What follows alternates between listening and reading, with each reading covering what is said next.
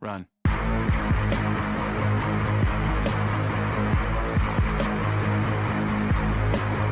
My luck with SD cards and cameras just never ceases to amaze me. Done and not be paying attention for a second. Hit that button, and I'm gone.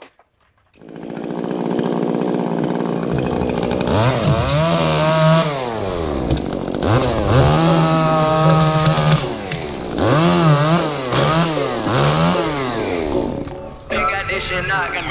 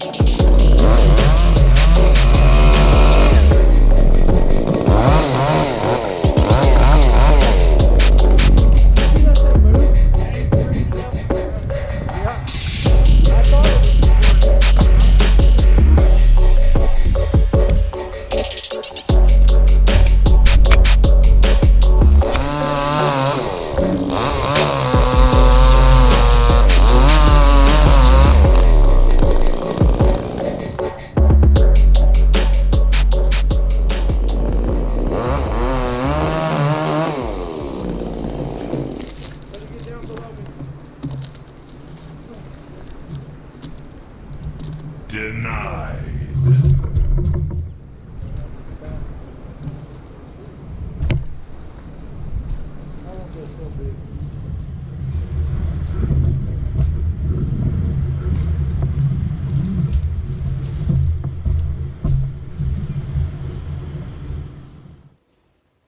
My luck with SD cards and cameras just never ceases to amaze me.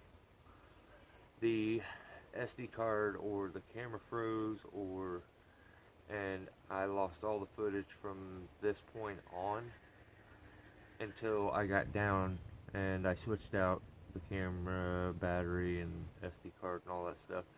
But yeah, I had a point to this video.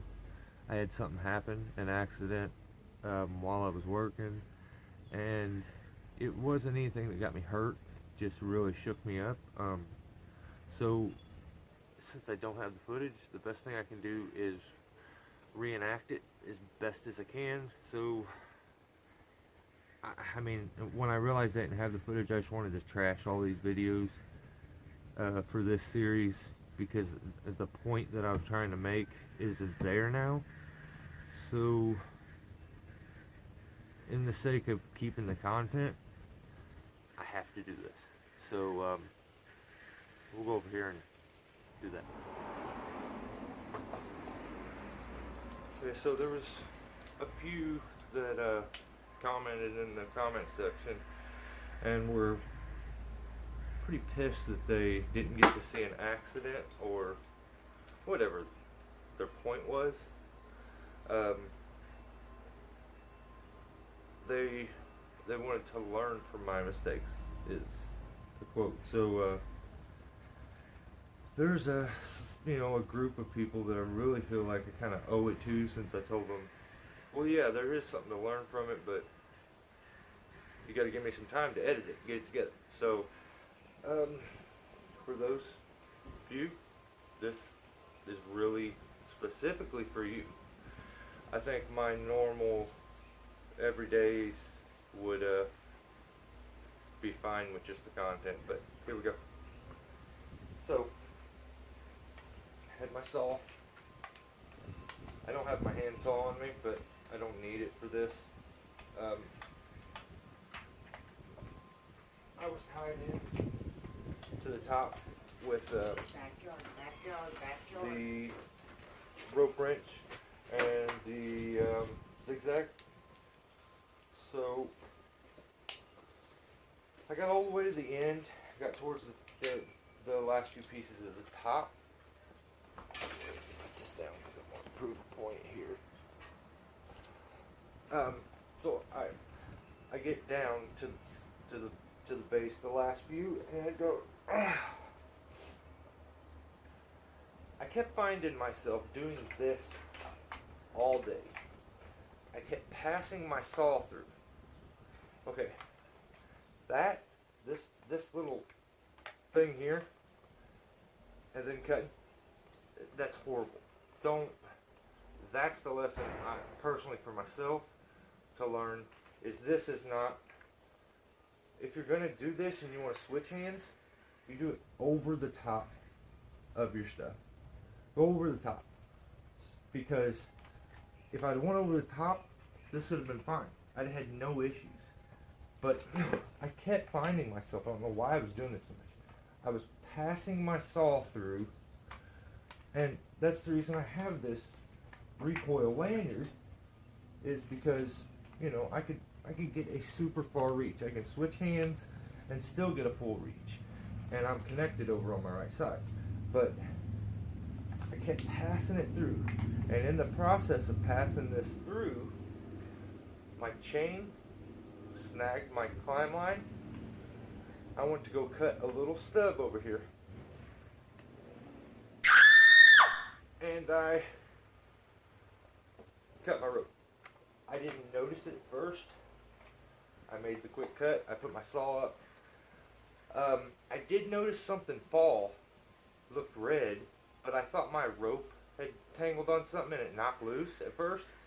So I hang my saw up. I'm still not noticing this. And at the time, I'm out a little. Well, the system was engaged, you know, so I would be probably be about right there. So that's what I had left. Maybe less, actually, because I cut it right. Yeah, probably a little less. I'd say I was about here. And once again, I took the saw through. One of the teeth on the saw, or the dogs, snagged it. I never even seen it. Like, didn't realize it was snagged on there. I was probably holding my saw like this, and it was hooked underneath there somehow. Maybe it caught one of these dogs, or the guides, or the teeth, or I don't know. I don't know what it snagged onto, but it kept a hold of it enough that with one little juice of my saw to take a little stub off, I sliced clean through the rope. It was gone. So I hang my saw up, and I then, here's something to keep an eye on as climbers.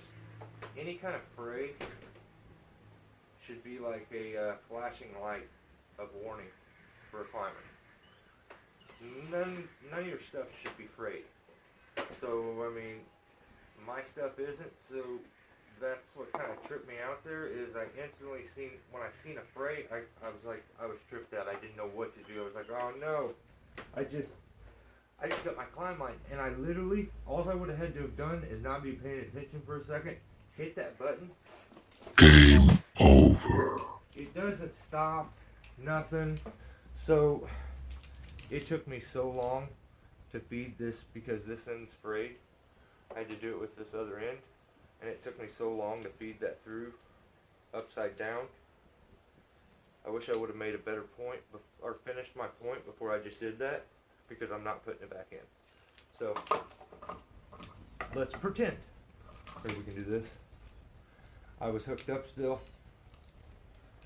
and I noticed it. I'm in. We'll just pretend like this is all hooked up right, but it's not. So all I did was, when I noticed it, I hollered down after my knees started kind of shaking, and you know, you feel stupid. Tied a knot just in case I was to bump it, or you know, anything was to happen. Put a big stopper knot in it, and yeah, it kind of messed me up. I had another climbing system on me. I carry the gree with a little hank of rope. It's probably less than 50 foot, but a little bit of rope, probably 20 foot, and it's like daisy chain wrapped all up and stuff. So I had that with me, so I tied in with it and waited for them to hook my climb line, which I cut, onto the rigging rope, and I pulled it up and reset everything. Used the other end and knotted the frayed end, and yeah, so it, for anybody that needs it to be an accident or me to have got hurt, you're going to be disappointed with, I guess, the lesson here. But I know climbers in general would probably and probably will appreciate this.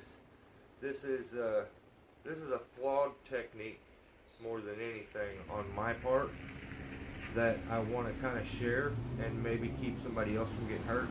So if you're gonna, you got your saw and you need to switch hands, go behind your back. You know, I do that all the time. Or if, you know, I was in that codom, I had one on my back, one on the front, so I was squeezing my saw through a lot of times. I should have went over the top. There's no chance at snagging your rope if you go over the top. So the lesson, go over the top.